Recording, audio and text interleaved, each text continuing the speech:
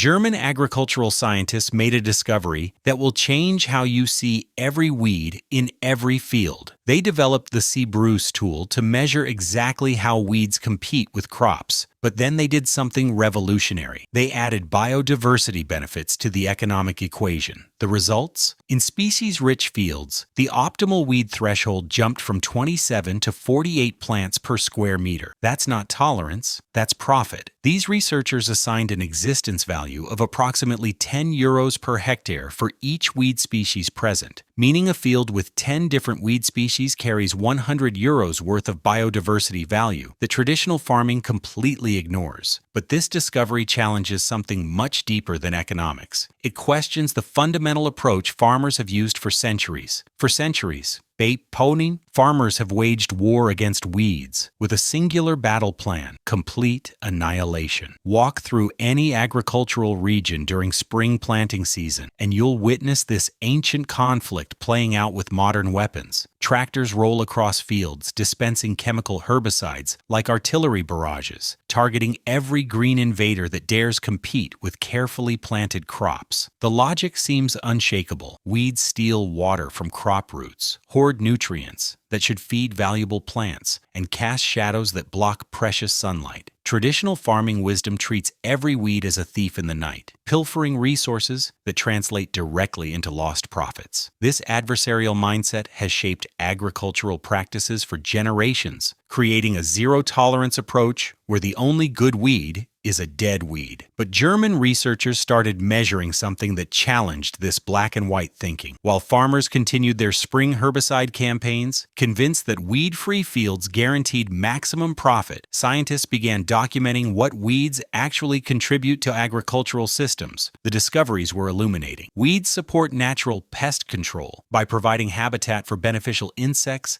that hunt crop-damaging pests. Myosotis arvensis and Viola arvensis serve as alternative hosts that divert aphids from crops, considerably lowering the transmission of aphid-borne viral diseases to wheat. These predatory insects and parasitoids create living biological control systems that patrol fields more effectively than any pesticide application. Beyond pest control, weeds function as biodiversity hotspots within agricultural landscapes. They attract pollinators during periods when cultivated crops aren't blooming, providing crucial food sources that maintain healthy insect populations. These pollinating insects then service the farmer's insect-dependent crops, creating a circular benefit system that traditional models never recognized. Weeds also feed granivores and herbivores, supporting complex food webs that extend far beyond the field boundaries. Seed predation by these animals reduces weed seed banks over time, creating natural biocontrol mechanisms that suppress future weed populations. The ecological relationships prove far more intricate than simple competition models suggested. Traditional economic models completely ignored these contributions, focusing exclusively on yield loss calculations. Agricultural economists measured only what weeds subtracted from crop productivity, never accounting for what they added to the overall system. This narrow perspective created incomplete assessments of weed value, treating complex ecological interactions as simple mathematical subtractions. The missing piece was quantifiable metrics for weed benefits. Researchers recognized they needed to move beyond measuring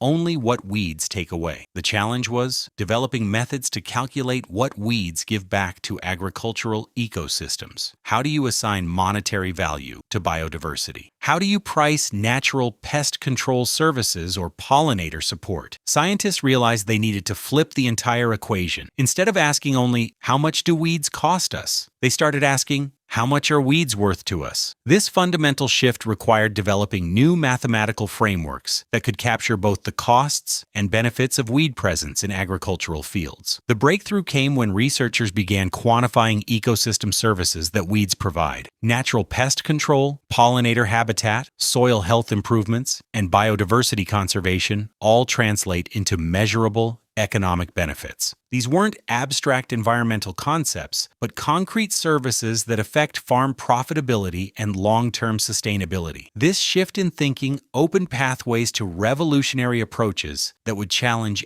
everything farmers thought they knew about weed management. But first, scientists needed to understand the precise mathematical relationships governing how weeds and crops actually compete. Behind every weed-crop interaction lies a complex mathematical relationship that most farmers never see. These botanical negotiations unfold according to precise formulas that govern how plants compete for water, nutrients, and sunlight. The mathematical language of competition reveals secrets that traditional farming wisdom missed for centuries. The old models treated weed competition like a simple subtraction problem. More weeds equals less yield in a perfectly straight line. Think of it like a leaky bucket. Traditional thinking assumed each additional weed created the same size hole, draining crop productivity at a constant rate. Farmers operated under this assumption for generations, believing that every additional weed plant reduced crop productivity by the same fixed amount. But real plant competition follows hyperbolic curves, not straight lines. The C-Bruce tool revealed just how wrong the simple models were when researchers measured actual yield losses across thousands of European field trials. The database exposed density-dependent competition patterns that contradicted decades of agricultural assumptions about weed behavior. The mathematical reality proves far more nuanced than linear models suggested. A few weeds might barely affect crop yield, creating minimal competition pressure that crops easily tolerate. But as density increases, competition intensifies along predictable mathematical curves that follow hyperbolic functions rather than straight-line progressions. The C-Bruce database captures species-specific yield loss parameters for 359 common weed species across Central Europe. Each parameter represents the proportional yield reduction caused by a single weed species at one plant per square meter density. These numbers emerged from extensive literature reviews of field trials, spanning decades of agricultural research. Each species competes differently according to its biological characteristics. Some weeds function as aggressive early competitors, germinating quickly and monopolizing resources before crops establish their root systems. Others become problematic only at high densities, remaining relatively benign until population thresholds trigger intense competition dynamics. The tool demonstrates remarkable sophistication in handling unstudied species. When direct field trial data doesn't exist for certain weeds, C-Bruce employs regression models that predict yield loss using functional characteristics. Adult plant size and germination timing serve as key variables in these predictive equations, allowing researchers to estimate competitive impact even for rarely encountered species. The mathematical framework incorporates both intraspecific and interspecific competition dynamics. Intraspecific competition occurs when individual plants of the same weed species compete against each other, reducing the per-plant impact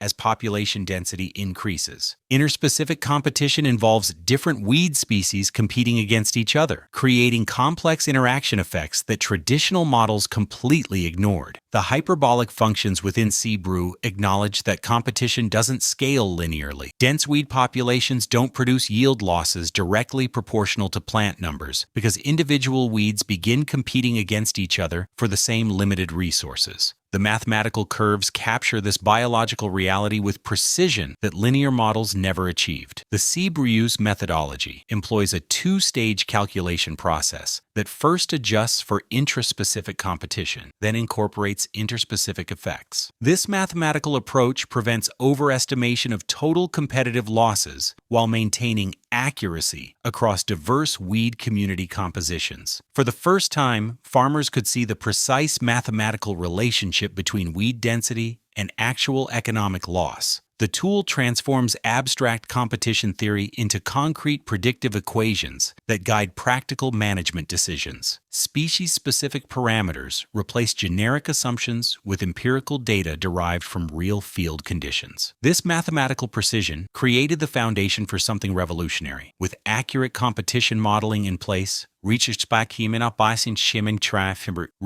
could finally tackle the question that drives every farming decision. When does the cost of controlling weeds exceed the value they destroy? Every farmer makes the same calculation every season. At what point does controlling weeds cost more than the yield they steal? This fundamental question drives agricultural decisions across millions of hectares worldwide, where producers weigh the immediate costs of herbicide applications against projected losses from weed competition. The classic weed economic threshold equation serves as agriculture's mathematical compass for these decisions. The formula balances control costs against potential yield losses to identify the break-even point where intervention becomes financially justified. Agricultural economists developed this tool as a cornerstone of integrated pest management, creating rational frameworks for resource allocation in weed control strategies. Traditional wet calculations operate with three simple inputs that define the economic landscape. Cost of control represents the direct expenses for herbicide applications, including chemical costs, fuel, and equipment operation. Crop value reflects current market prices for the harvested commodity. Yield loss per weed unit quantifies the productivity reduction caused by specific weed densities. The German winter wheat example demonstrates how these variables interact in real agricultural conditions. Control costs of 73.79 euros per hectare represent typical expenses for herbicide applications across Central European farming systems. Winter wheat commands 296.30 euros per ton in regional markets, establishing the commodity value baseline. Projected weed-free yield potential reaches 7.54 tons per hectare under optimal growing conditions. The mathematical relationship produces clear thresholds when researchers plug these values into the traditional equation. The calculations suggested farmers should tolerate up to 3.3% yield loss before herbicide applications become economically justified. This percentage translates into concrete field conditions. Roughly 27 plants per square meter represents the density where weed damage equals control costs. But here's where the mystery deepens. Most farmers actually tolerate around 5.7% yield loss, demonstrating that their instinctive understanding extends beyond simple mathematical models. This discrepancy between calculated thresholds and actual farmer behavior reveals gaps in traditional economic frameworks that academic models couldn't explain. Agricultural surveys document this consistent pattern across diverse farming regions. Producers consistently accept weed populations above calculated economic thresholds,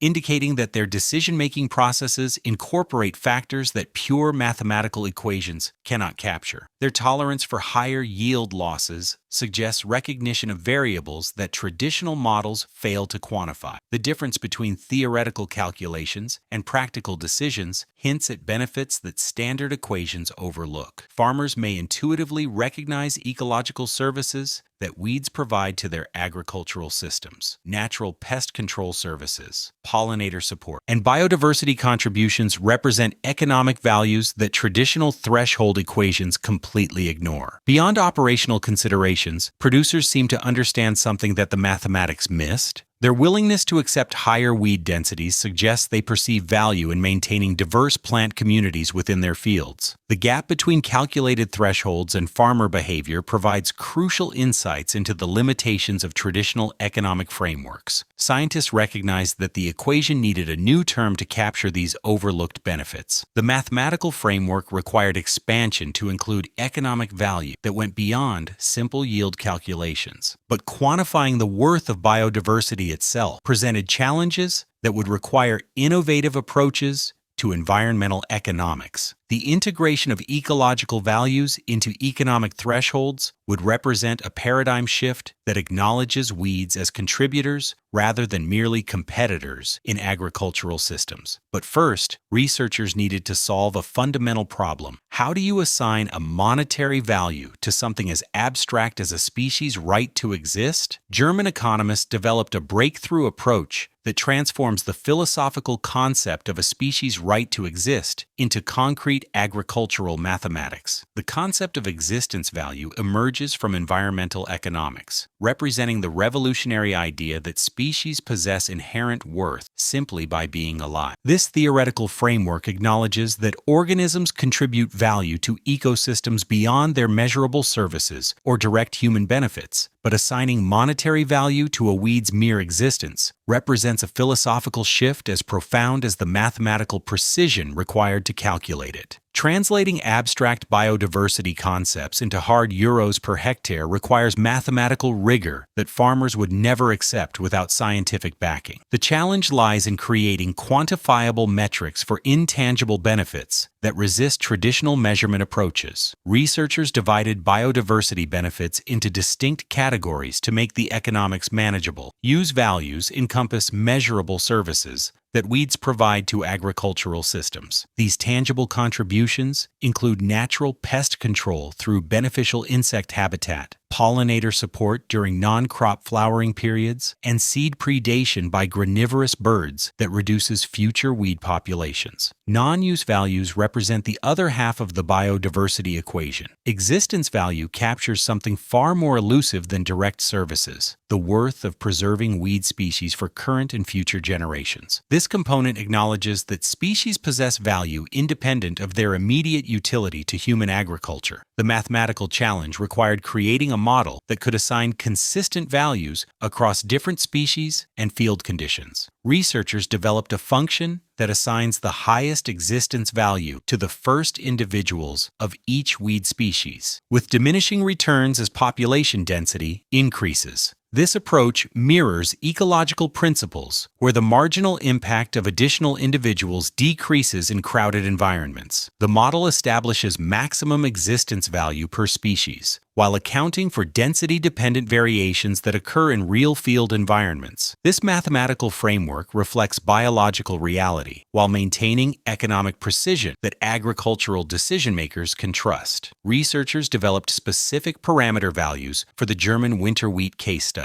They set the maximum existence value parameter to represent approximately 1% of tolerated yield loss. This calculation incorporates winter wheat market prices of 296.30 euros per ton and weed-free yield potential of 7.54 to 10.44 tons per hectare. The breakthrough came when researchers assigned an existence value of approximately 10 euros per hectare for each weed species present in a field. This figure represents a concrete monetary value derived from rigorous mathematical modeling rather than arbitrary assignment. The calculation process demonstrates remarkable transparency in its approach to valuing biodiversity. The 10 euro per hectare figure emerges from multiplying the 1% yield loss value by current wheat prices and productivity levels, creating a scientifically defensible basis for existence value assignments. A field supporting 10 different weed species suddenly carries 100 euros worth of existence value that traditional models completely ignored. This calculation transforms abstract biodiversity concepts into tangible economic benefits that farmers can incorporate into their management decisions. The existence value model requires minimal data inputs compared to more complex biodiversity valuation approaches. This simplicity makes the framework practical for widespread agricultural adoption while maintaining scientific rigor in its calculations.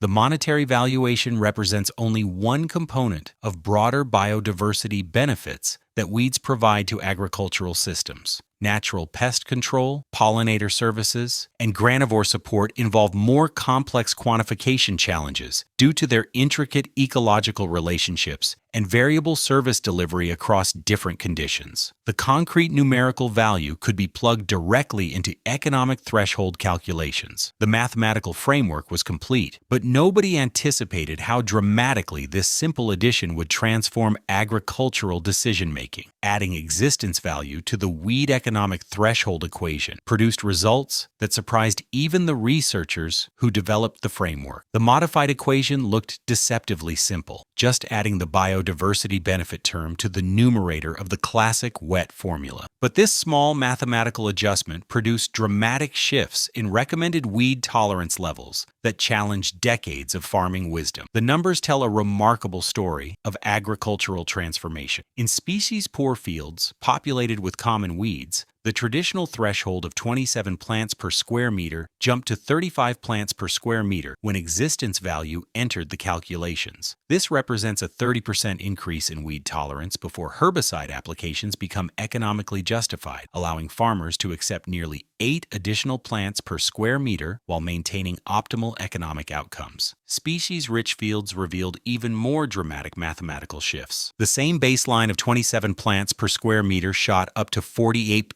48 plants per square meter when biodiversity values were incorporated into threshold calculations. This nearly 78% increase demonstrates how diverse weed communities alter the economic calculus in profound ways, suggesting that much higher weed densities can be tolerated when ecological contributions are properly valued. The most striking results emerge from scenarios involving severely damaging weed species in diverse agricultural environments. Traditional thresholds recommended intervention at 20.5 plants per square meter for these challenging conditions. But existence value pushed these thresholds up to 34.5 plants per square meter, a 68% increase in weed tolerance that fundamentally reframes how farmers should approach severe infestations. The mathematics were telling farmers they could intentionally accept more weeds and still maximize total economic and ecological value. These weren't calculation errors or theoretical abstractions. They represented concrete recommendations based on rigorous economic analysis that included both yield losses and biodiversity benefits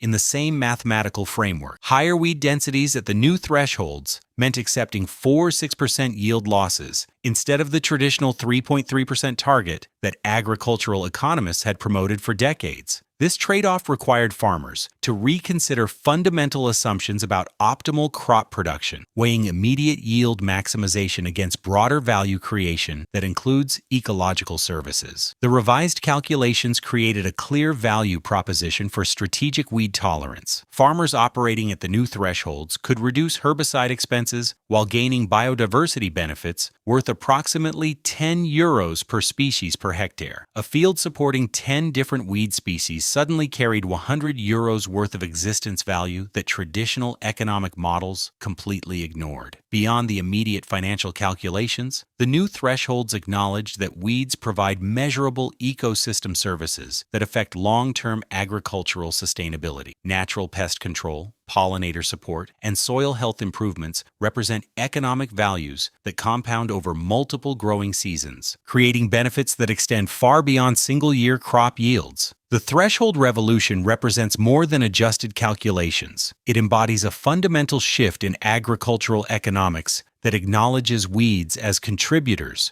rather than merely competitors. The enhanced economic models demonstrate that tolerating more weeds can lead to greater overall benefits, challenging conventional views that position weeds as solely detrimental to agricultural productivity. This mathematical framework transforms weed management from pure yield loss minimization into comprehensive value optimization that includes ecological services. The existence value calculations prove that sometimes the most economically rational decision involves accepting more weeds rather than eliminating them. But the economic calculations only captured part of the story. While researchers were developing monetary frameworks for biodiversity, other scientists were uncovering something that made the €10 existence value seem remarkably conservative. Archaeological evidence reveals that weeds carry thousands of years of agricultural wisdom encoded in their genetics. These botanical time capsules preserve detailed records of past farming systems, soil conditions, and climate patterns that shaped human civilization.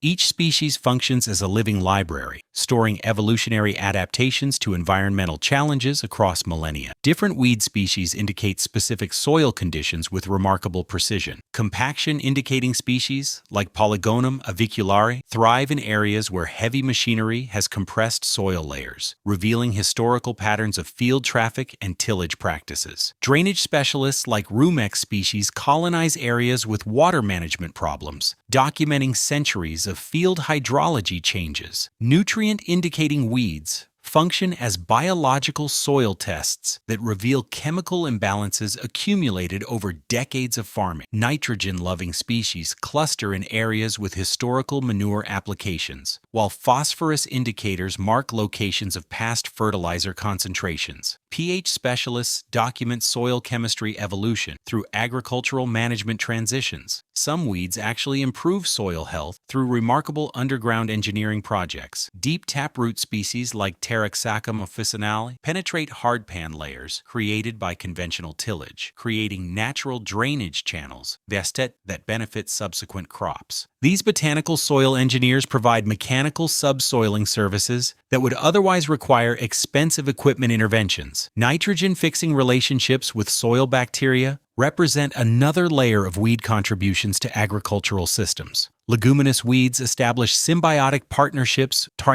with rhizobiobacteria, converting atmospheric nitrogen into plant-available forms that enrich soil fertility. These biological nitrogen factories operate continuously throughout growing seasons, supplementing synthetic fertilizer inputs with natural nutrient cycling. The archaeological record shows how weed communities shifted with climate changes, crop rotations, and soil management practices across millennia. Studies examining Iron Age agricultural transitions document how weed composition changes reflected responses to increasingly arid climate conditions. When certain weed species thrived in consistently wet environments, while others associated with crops cultivated during drought periods, this information becomes instrumental in assessing potential adaptability to increasingly variable climate conditions. Modern weed suppression eliminates this biological library just when climate change makes historical adaptations most valuable. Agricultural systems face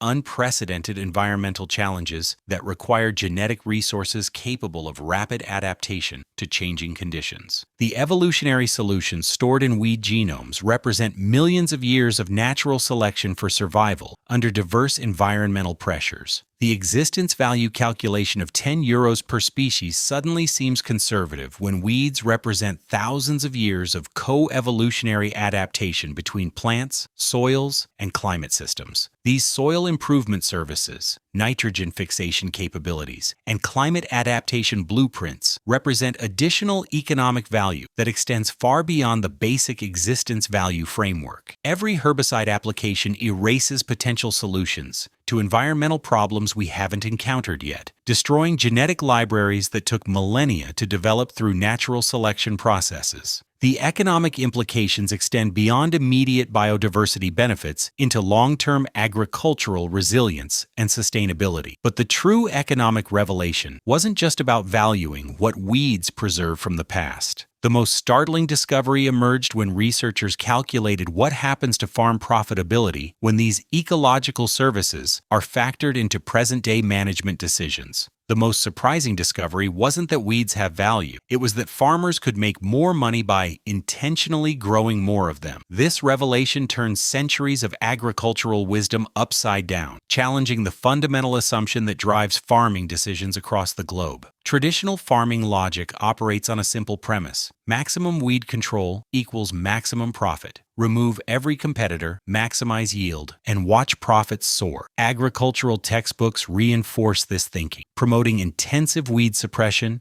as the pathway to financial success. Herbicide manufacturers build entire marketing campaigns around this zero-tolerance philosophy, convincing farmers that clean fields represent optimal economic outcomes. But when total farm value includes ecosystem services, the optimal strategy shifts from weed elimination to strategic weed management. The biodiversity-adjusted thresholds flip conventional assumptions about agricultural profitability, creating new mathematical frameworks that account for both yield losses and ecological contributions. Farms operating at the new thresholds generate immediate cost savings through reduced herbicide applications. A typical German winter wheat operation can eliminate one or more chemical treatments per season while maintaining economically optimal outcomes. These direct savings range from 50 to €100 per hectare, depending on the specific herbicide programs being replaced. Beyond immediate chemical cost reductions, farms gain biodiversity benefits worth over €100 per hectare when supporting diverse weed communities. The existence value calculations assign approximately €10 per species per hectare, meaning fields with 10 different weed species carry €100 worth of inherent biodiversity value that traditional economic models completely ignored. Natural pest control from weed-supported beneficial insects reduces insecticide requirements, creating additional cost savings that compound the initial herbicide reductions. Certain weeds serve as alternative hosts for aphids, which attract natural enemies that then target crop pests more effectively than chemical applications. This biological pest control reduces the need for costly insecticide interventions while providing superior pest suppression services. Pollinator habitat in weedy field margins improves crop pollination services, boosting yields of insect-pollinated crops. Diverse weed communities provide continuous nectar and pollen sources throughout growing seasons, maintaining healthy pollinator populations that service agricultural crops during critical flowering periods. Enhanced pollination translates directly into improved seed set and higher yields for crops that depend on insect pollination services. The long-term soil health benefits from diverse plant communities reduce fertilizer requirements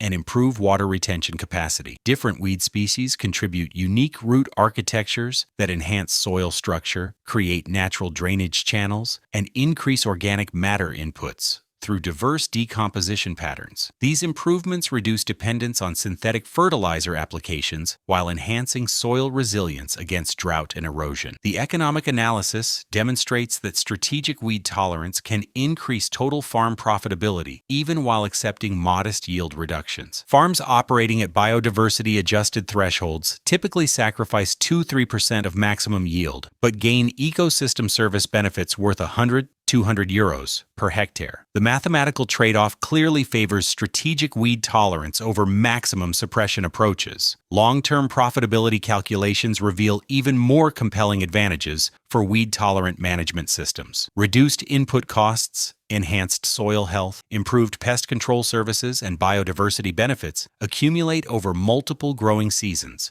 creating compounding advantages that intensify over time. Success in agriculture requires redefinition, from maximum yield per hectare to maximum sustainable value per hectare. The German research proves that agricultural optimization involves balancing immediate productivity with long-term ecological resilience, creating farming systems that generate superior economic outcomes through strategic partnerships with botanical allies. The research demonstrates that sometimes the most profitable decision involves learning when not to spray. Strategic weed tolerance represents a paradigm shift that acknowledges weeds as contributors to agricultural profitability rather than obstacles to economic success. This mathematical proof changes how we should view every field we encounter. Agricultural economics just gained its first quantifiable proof that strategic weed tolerance generates superior profits compared to elimination strategies. The next time you see a weedy field, you're not looking at a farmer's failure. You might be seeing the future of profitable, sustainable agriculture. These botanical partners offer shelter and food for beneficial arthropods that hunt crop pests while serving as alternative hosts that support natural pest control systems. The German research proves that weeds function as partners in a more complex economic equation that includes biodiversity, resilience, and long-term sustainability. They create ecosystem services worth hundreds of euros per hectare through natural pest control and pollinator support. Which aspect of this weed revolution surprised you most? The existence value calculations, the threshold shifts, or the profit potential of strategic tolerance?